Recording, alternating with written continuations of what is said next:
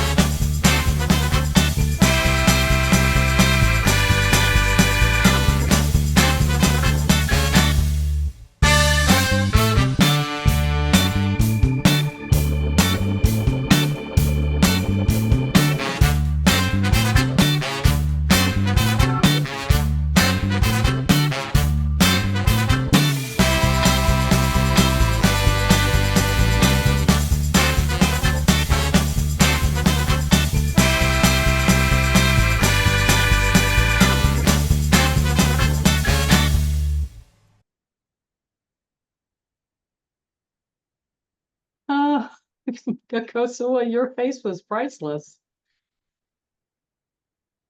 Absolutely priceless.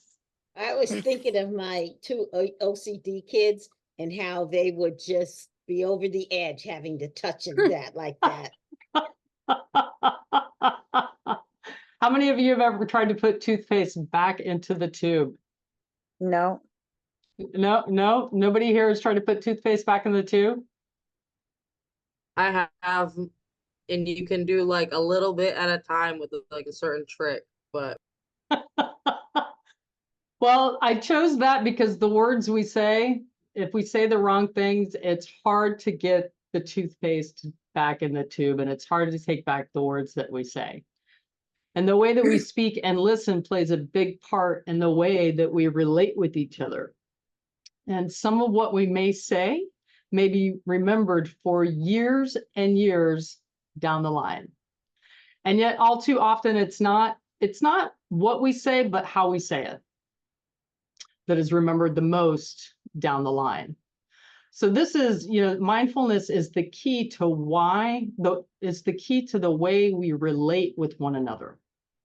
So when we bring awareness to our speech, we can choose our words wisely, and we can use our speech to find connection rather than conflict and lead our youth to discovery instead of disappointment.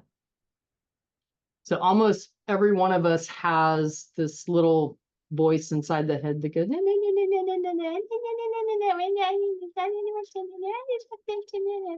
and it's always got something to say. It's incessantly talking. And, that's the way it was designed. It was just designed to talk, and it's never going to shut up until we stop and just kind of pay attention to what it's trying to say. Sometimes the voice serves a useful function, and at other times it provides unhelpful and unasked for advice. So we can often find our voices commenting from the past, or anybody else have imagined conversations in their head about the future. And the difficulty for the mind lies in staying in the present moment with what is happening in that moment. Very often the voice inside of our head simply just parrots those scripts it has heard before when a situation comes up. It triggers negative memories or feelings from the past, and your mind always will come up with all kinds of comments to accompany the moment. It's like this file catalog, and the mind just goes through and starts picking out, going, this looks the same, and this looks the same, and that's the same, and this looks familiar. This could be helpful. And it might be something you heard your parents say, or something you read, or something somebody else said, or something that is just in the collective consciousness that your mind grabs onto. Has anybody ever, like walked past somebody and you get this kind of like this download of information of what they think about themselves, what they possibly think about themselves? And it's those things like that that we have to allow the mind to decipher, going, okay, this is not mine, so that we have to let it go. So the voice itself may even turn into the voice of an authority figure from our past. And it might not be the exact same words, but sometimes we just soak up a certain tone or inflection from our parents, like either a sternness from a grandmother or a father. And that kind of comes through when we least expect it. So mindfulness with our youth can help us be better youth leaders and sponsors. And of course, that's a benefit to our youth and the program. When we use mindfulness in a proper way, when we're with our youth and we have a conversation, we can feel proud about the way that we spoke with them, a feeling that we've done a good job, and especially in challenging situations. This can be very empowering because it's a practice. It's, we're not all great communicators, but it takes practice. And it may be important to recognize the value in biting our tongues and not saying the wrong thing, putting that toothpaste back in the tube, not messing it all up. But there's a lot of value placed on recognizing when we have caught ourselves from saying the wrong thing. But it's actually even better because it's practice, practice, practice. The more you practice just giving that gap and watching what your thoughts are, the more you can learn to respond instead of react. So, when you find yourself in situations that have the potential to be stressful, here's a couple of tricks that may help you to stay mindful and not say the wrong things or make the situation worse or messy like toothpaste. So, picture in your mind that every conversation is being recorded. And when you go to the playback, do you like what you hear? Another way is to imagine that someone you really respect is in the room, and that may be the youth in itself. You can choose them as the person that you really respect in the room. Another helpful thing is ask yourself, would I say this to my grandmother or my boss? And just try to conjure up an attitude that you would have while speaking to that other person, and talk to the youth in the same spirit. Now, this little meme over here, I love this meme, that live in such a way that you wouldn't be ashamed to sell your parrot to the town gossip. This, I live by this. There was a time in my life when I did not live like this, and I wouldn't want you to have my parrot, but that was many, many years ago, until I read this quote and I was like, huh. So this quote right here kind of became my alma mater. That'd be right. My mantra. It would become my mantra for, when I would speak with somebody. And the thing that we want to do is keep in mind that we're not only communicating, but we are teaching our youth. Our youth invariably imitate the way we speak. And when you are about to say something, ask yourself if you would be happy for a youth to repeat these words in that tone to you or somebody else. So now that you're standing in front of the camera and they're recording the conversation, here are some keys to mindful communication. Number one, notice your feelings when you're in conflict with a youth.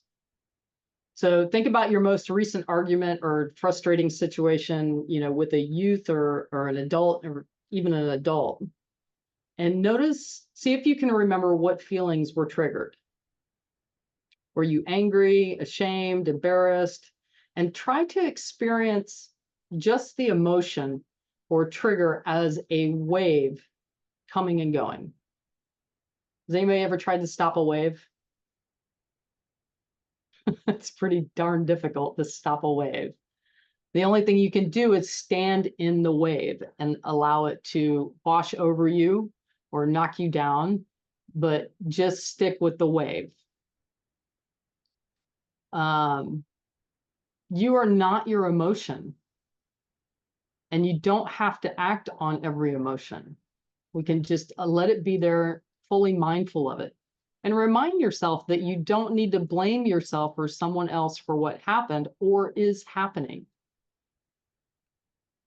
We want to try to see the conflict through your youth's eyes. And if you can't see goodness in your youth during a temper tantrum or an argument, maybe think of a time when you felt connected with your youth or a youth and respond with kindness. Try to remember that, like envision that time that you connected and how much that felt to you. As you go throughout your day, make an effort to notice when you start to feel anxious. Does anybody know that during the day, there's just certain points of the day that you feel anxious or you're tired or a little bit more cranky than normal? Like maybe sometimes in the morning you're cranky until you have coffee. Marcy's cranky until she gets coffee. Yep. But this is helpful to know, like it's almost like clockwork. You get up in the morning and then sometime during the day, you're just like, I don't have the resources that I need, like I'm depleted, or I need to step back, or I need to take a break.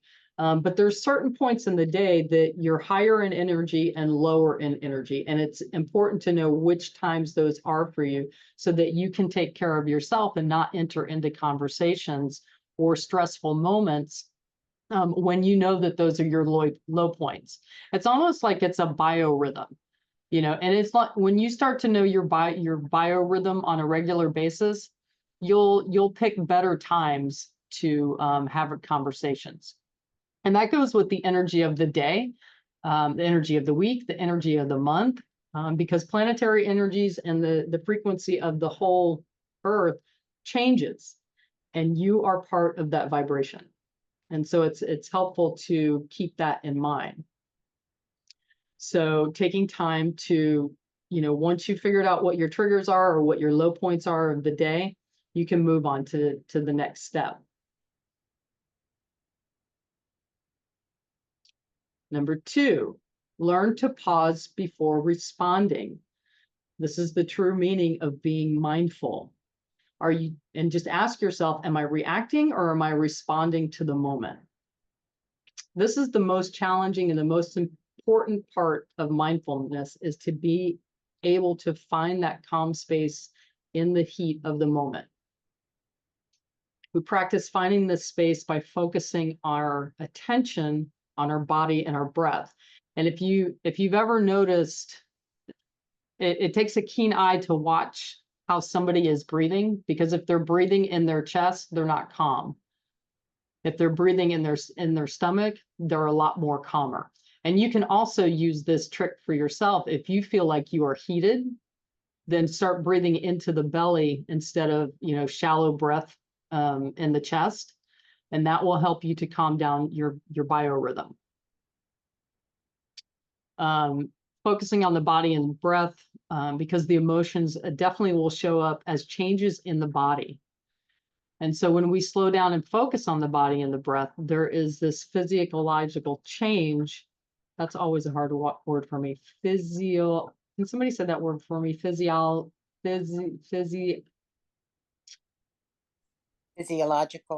Yes, Janet, thank you. Physiological change that decreases our reflective responses and increases the ability of our prefrontal cortex. That's where the breath comes in, into the belly, and then it goes up through the spine and into the brain, and you get more oxygen into the brain so that the whole body can become calm and relaxed.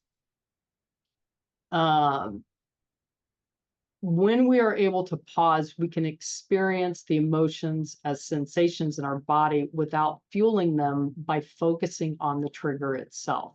So the idea is not what's happening in front of you, but what's happening inside of you at any given point in time.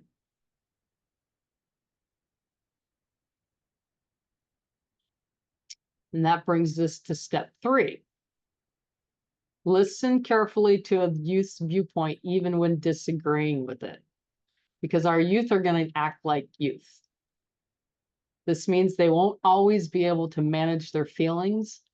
And, kids are still learning how to regulate. And so are a lot of us adults. We're still learning how to regulate. This is, all kind of new stuff to us sometimes too.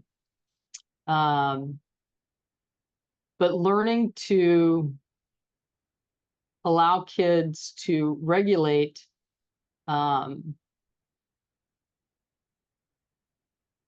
gives them the space so that they can also, get calm and get in touch with their feelings and their emotions.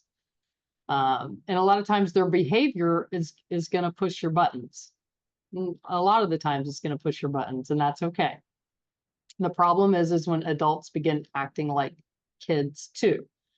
So instead, we can stay mindful, meaning when we notice our emotions and let them pass without acting them out, we model emotional regulation for our youth. And your youth are watching you all the time. And they're picking up on, the social cues and the body language. Everything that you do, they're picking up on it. Whether they know what that is or not, it doesn't matter. They're picking up on all of that. So learning to pause before you respond takes practice and our ability to control our own emotions and changes. So once you do this, once you can catch yourself in time, you can give yourself a little bit of grace. And then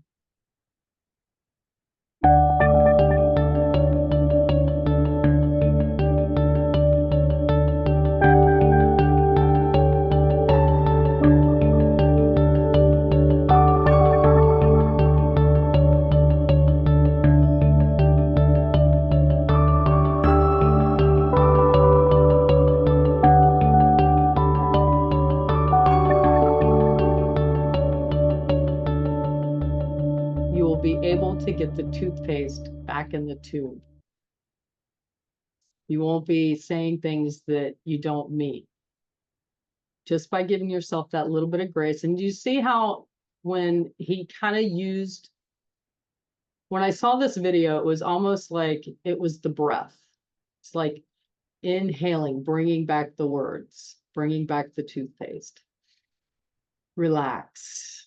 Inhaling, bringing back the toothpaste, bringing back the words that you might want to say instead of the words that your heart wants to say. A good way to think of it is in this way, is when you're compassionately and mindfully working through tough situations with kids and teens, you're not the expert adult. Instead, you're simply a human being, just having a conversation with your youth. And both of you expressing your emotions and how you feel, and just gathering information so that you can connect. And once you connect, you can then inspire and encourage and uplift your youth with your words and actions. So as you go about your week or in your classrooms, remember that your words carry weight in a world that sometimes feels heavy. So let's be the light through the words we speak and empower, lead, and encourage our youth in finding their way, the way that's right for them.